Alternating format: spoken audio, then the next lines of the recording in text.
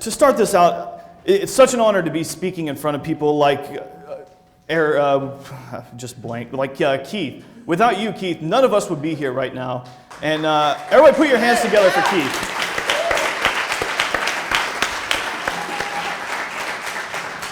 Unfortunately, some of the other people that I wrote in my speech are gone already, but we're not going to forget about them. Judge Jim Gray and Gary Johnson had my vote last year. My generation is starting to really appreciate men like them that have principles that are so rigid that despite who's giving them money, their principles stay the same. And I think no matter what party you're a part of, you can appreciate that. This is the United States. We desperately need people with principles right now. And if either of them ran for president again, I'd have no problem throwing my support behind them.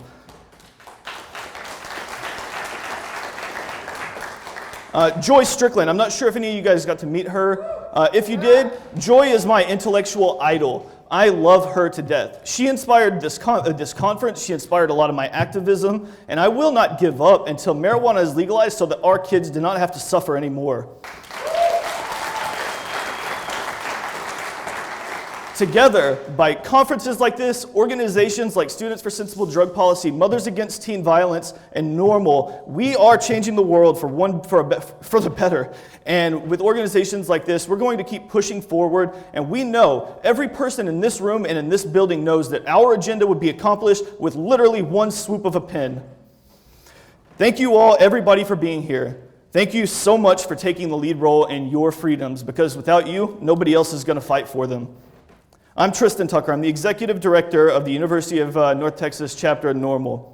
I served in the U.S. Navy for just under 7 years, and I can honestly say that since I got my DD-214, I have fought for your freedom more than I ever did in those 7 years.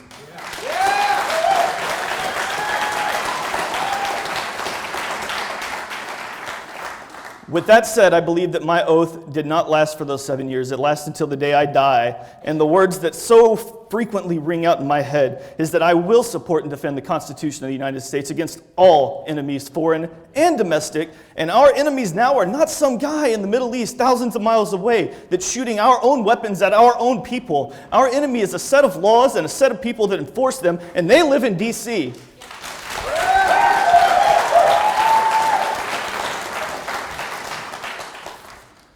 Gandhi is quoted as saying, if all the mice in the world held a conference together and they resolved that they would no more fear cats, but rather they would run directly into the mouth of that cat, all the mice in the world would be free.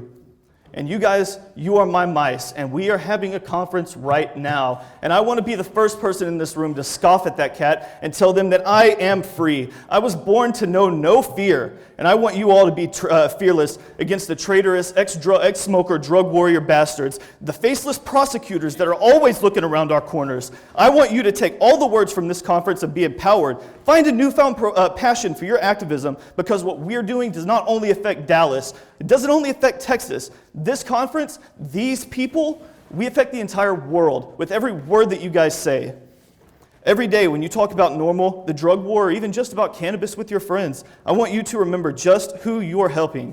We're helping our youth be relatively drug-free, because in a prohibited market, we can all agree that they're not. We're helping our troops who, like myself, come home with newfound mental illnesses, chronic pain, or disorders that we didn't enlist with, and we're being forgotten about when we come home. But one plant got me off of 14 different medications for PTSD.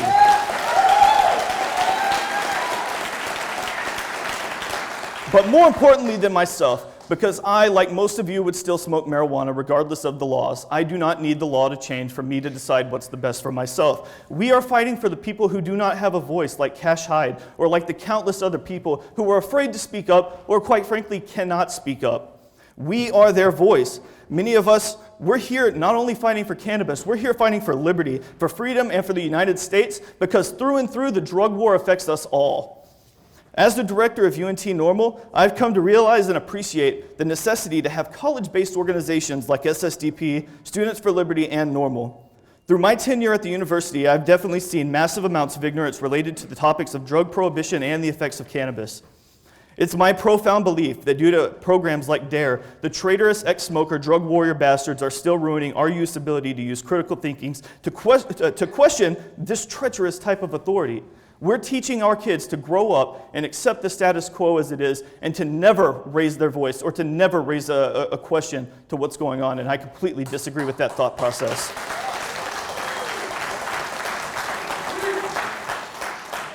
As the director of UNT NORML, I'm going into my second year now.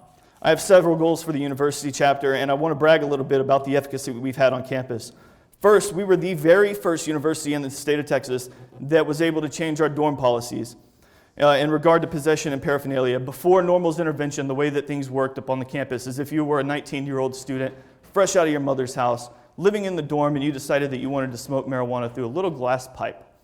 And if the guys that come through and invaded your Fourth Amendment right to privacy and found that pipe, even if it was still clean, they would report you to the police officers, they would fine you $1,000, they would kick you out of the school housing, and they would effectively make you homeless. And then on top of that, just to add insult to injury, they'd send you through a drug awareness class. No offense, but I'm aware of drugs. Since we got our petition passed and we got the votes and everything counted through the school lost our ballot. For an entire summer, we had no progress on it. Whenever the fall semester of last year started, the dean approached me directly, and he said, "Mr. Tucker, this is what happened with your vote. But we know we know that your vote passed. We know that the students signed off on your petition, and the dorm policies are changed. No longer are students kicked out on the streets. All they have to do is change to a different dorm, and I think that's a victory."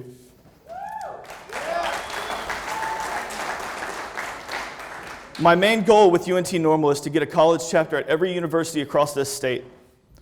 More than likely, it'll only be at state schools because private schools are still very skeptical. Even at Texas Women's in Denton, they don't allow us to have a UNT chapter, but I'm putting the pressure on them. I believe that by placing tactical leaders at every campus across the state, that we'll be able to start to initiate conversations, not only with professors, which is what we're able to do now, but with the actual administrators. We hired a new dean at UNT, and since she came in, she's been very anti-marijuana. She won't even talk about it. So I've been challenging her on almost a monthly basis, both in person and via email, to debate me in front of the public, in front of the student body, and she refuses. All of my requests have fallen on deaf ears, and with that in mind, we have received an overwhelming amount of support at UNT from both a plethora of student organizations and students alike. We're also well received on the campus's Free Speech Corner, which once again I think is an ignorant name for anything because I will speak where I want to speak.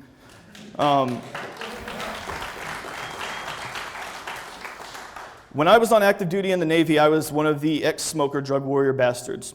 I was a neoconservative military member that wouldn't even associate with people that talked about or used cannabis. I participated in anti-drug operations off the eastern seaboard of South and Central America as a 25-millimeter gunner on the aft mount of an amphibious assault ship. For me, it took a mental health diagnosis and subsequent research into neurology to realize that medical-grade marijuana is one of the most effective treatments for both PTSD and traumatic brain injury. I'm proud to publicly tell you all that the day I received my separation paperwork from the world's finest Navy, I drove off the base with a big, fat joint in my mouth.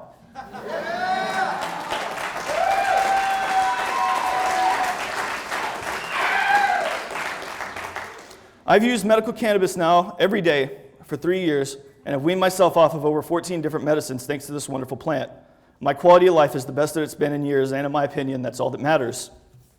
My first position with DFW NORML was the Veteran Outreach Coordinator, but unfortunately, whenever I took over UNT, it had to fall to the wayside. I'm still reaching out to every veteran that I know, including holding an event next month at the Dallas VA Hospital to celebrate our vets. It's going to be on July 6th if anybody wants to join us.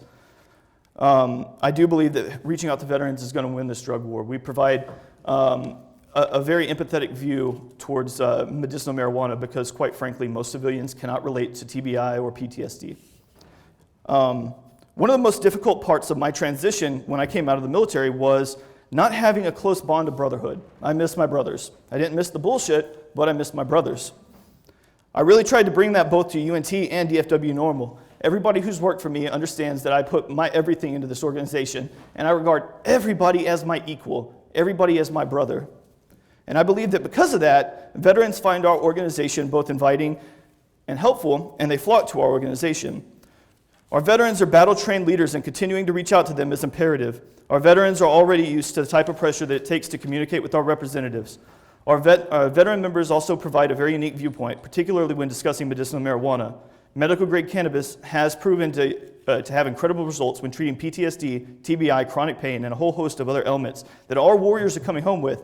We owe it to our veterans to continue to fight for them, because I know for a fact they would continue to fight for us.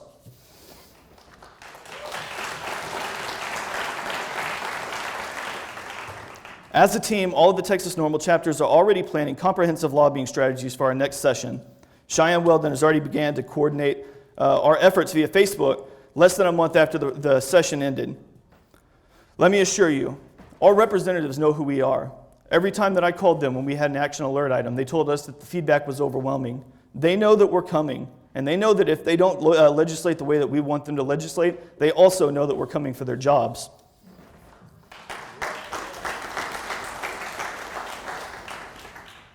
We need to be working on getting that type of commitment. Every day needs to be an action alert item. Every day you guys need to be sending emails, calling, touching base with these people, even if it's just to say, hi, I'm a good citizen. That's it. Form these relationships and start moving forward with these guys, and eventually they're going to be on our side. Forming programs such as signed form letters, targeted mailing lists, positive recruitment strategies, and continued public presence, like the Global Marijuana March or protests, are going to win this drug war. There's an old movie called The Americanization of Emily from 1964, where James Garner, who played Commander Charles Madison, said the following: "War isn't hell. It's man at his best. It's the highest morality that he's capable of. It's not war that's insane, you see, it's the morality of it. It's not the greed or ambition that makes war, it's goodness. Wars are always fought for the best of reasons, for liberation or manifest destiny, always against tyranny and always in the interest of humanity. So far this war, we've managed to butcher some 10 million humans in the interest of humanity. Next war, it will seem as if we have to destroy all of man in order to preserve his damn dignity. It's not war that's unnatural to us, it's virtue. As long as valor remains a virtue, we shall have soldiers. So I preach cowardice. Through cowardice, we will all be saved." When we think about the drug war, we see ourselves rightfully as the victim. But the important thing to note is that we've turned it around on our aggressors. When the drug war was officially initiated by President Dick Nixon during his regime of traitorous ex-smoker, drug warrior bastards, we were made to look like the modern Taliban. We were the scourge of the country, us dopers. Through the decades, as science and morality has progressed, we've come to take the upper hand both in DC and in our states. We're showing Americans that compassionate care via a plant is possible from stories such as Cash Hides, and by way of the documentaries like American Drug War, Square Grouper, and The Union, the business behind getting high, which, like Sean, also motivated me to get off my ass and get out here. Americans are starting to realize that too much government intervention into our lives is a bad thing, and we would like to be able to close our metaphorical blinds for a change. What we do damages nobody and heals everybody. This plant has brought communities together, brought addicts back from the brink of death, stopped pain, treated cancer, helped calm irrational minds, and has the capacity to heal our nation that I was promised as a child.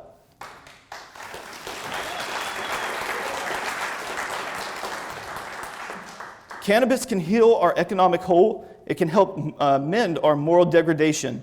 It will help improve our air quality and has the potential to slow global warming. I want to thank you all so much for the tremendous amount of work that you guys do and for coming to this conference and for supporting our freedoms and everything that you guys do out of the kindness of your heart and with the dollars in your wallet. All of this speech, I want to sum it up in one movie scene. I'm kind of a movie buff, I apologize. And the drug war really reminds me of the movie 300. And in the movie, Xerxes, who for our discussion is going to be our government, the oppressive, tyrannical government. Xerxes says to King Leonidas, "There will be no glory in your sacrifice. I will even erase the memory of Sparta from the histories. Every piece of Greek parchment shall be burned. Every Greek historian and every scribe will have their eyes pulled out and their tongues cut from their mouths. Why, uttering the very name of Sparta or Leonidas will be punishable by death. The world will never know you existed at all." To which King Leonidas mockingly replied, "The world will know that free men stood against a tyrant, that few stood against many, and before this battle was over, even a god king can bleed." So to close this out, I want you all to get on your feet, call these people, and let the god king in DC know that we will make them bleed, and we will win this drug war.